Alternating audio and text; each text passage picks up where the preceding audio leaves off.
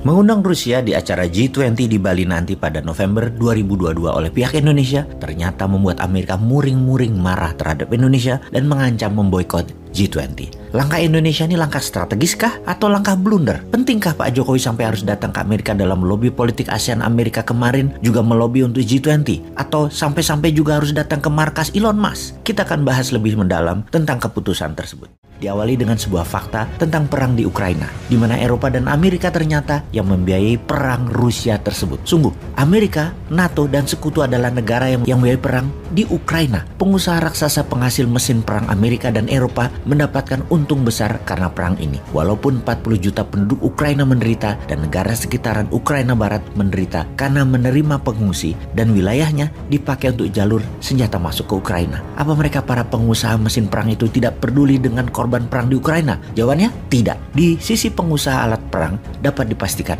mereka tidak ingin perang berhenti. Kalau secara negara Eropa dan NATO lain lagi sikap negaranya. Secara kampanye pejabat dan sebuah negara harus terlihat mulia dengan seakan minta perang dihentikan dan mengancam memiskinkan Rusia. Di mana Eropa dan Amerika menyatakan memberikan sanksi ekonomi kepada Rusia. Mereka memerintahkan pihak swasta keluar dari Rusia, tidak berdagang dengan Rusia dan memerintahkan negara-negara sekutu menjalankan sanksi ekonomi juga kepada Rusia. Namun pemerintah Amerika, negara-negara Eropa tetap membeli minyak bumi dan gas dari Rusia. Itu sisi munafiknya mereka. Mereka bisa melarang India, melarang Tiongkok untuk tidak membeli minyak bumi dari Rusia. Namun mereka sendiri masih membeli produk Rusia tersebut. Asli munafik Amerika dan sekutu itu. Kemudian apa yang India lakukan misalnya? Naikkan jari tengahnya ke Amerika dan tetap membeli minyak dari Rusia. Begitu juga Tiongkok. India sejak perang Ukraina meningkatkan pembelian minyaknya dari Rusia hingga 40 juta barel. Sementara Eropa Barat membeli 20 miliar barel dari Rusia. Catat ya, India 40 juta barel selama perang hampir 80 hari Rusia-Ukraina. Sementara Eropa sekutu membeli 20 miliar barel. 500 kali lebih banyak dari India. Eropa sekutu membeli minyak Rusianya. Nilai itu kurang lebih 20 bilion dolar setiap bulannya oleh pihak barat selama 3 bulan ini. Eropa, Amerika sekali lagi tetap membeli minyak Rusia. Presiden Uni Eropa mengatakan kemudian, kalau benar-benar ingin menyudahi perang di Ukraina, hentikan semua pembelian minyak bumi dan gas Rusia oleh dunia. Rusia akan tidak punya dana lagi untuk menjalankan perangnya. Namun ternyata tidak mudah hal ini dilakukan. Saat ini terjadi pembicaraan tingkat tinggi di Brussel baru-baru ini bahwa dalam 6 bulan ke depan Uni Eropa berencana menghentikan pembelian minyak Rusia 100%. Yang pastinya hal ini kalau benar dijalankan akan membuat Rusia kering. Rencana tersebut akan dijalankan setelah G20 bulan November, yaitu di bulan Desember 2022 ini. Bayangkan, nunggu 6 bulan lagi. Jangan-jangan 6 bulan dari sekarang rakyat Ukraina sudah nggak tinggal di Ukraina lagi.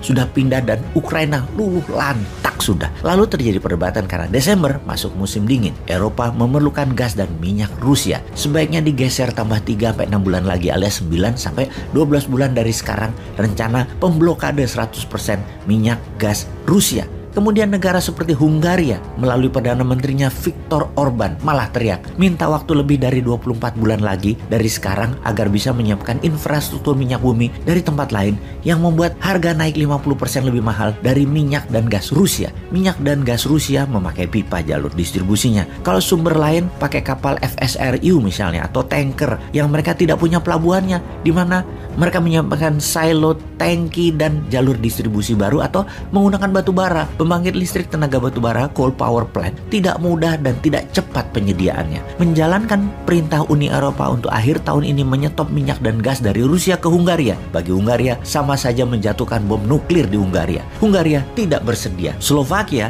ternyata sejalan dengan Hungaria, tidak mengikuti saran Uni Eropa untuk akhir tahun 2022 ini menstop minyak dan gas Rusia. Kenapa Hungaria dan Slovakia tidak setuju dan tetap akan membeli minyak dan gas Rusia? Karena masalah geografi. Hungaria dan Slovakia adalah landlocked country. Landlocked country adalah negara yang tidak punya laut, tidak punya seaport, tidak punya pelabuhan laut. Jadi Uni Eropa kalau mau menjalankan larangan membeli minyak Rusia, anggotanya akan mengalami painful decoupling. Satu lagi masalahnya, ada 2 negara yang main mata dengan NATO untuk mereka diterima menjadi anggota NATO, yaitu Swedia dan Finlandia, di mana Amerika sangat mendukung keduanya untuk segera bergabung agar memberi tekanan politik ke Rusia. Di sisi Swedia dan Finlandia ada rasa takut diserang Rusia sebelum aplikasi lamaran mereka dikirim ke NATO.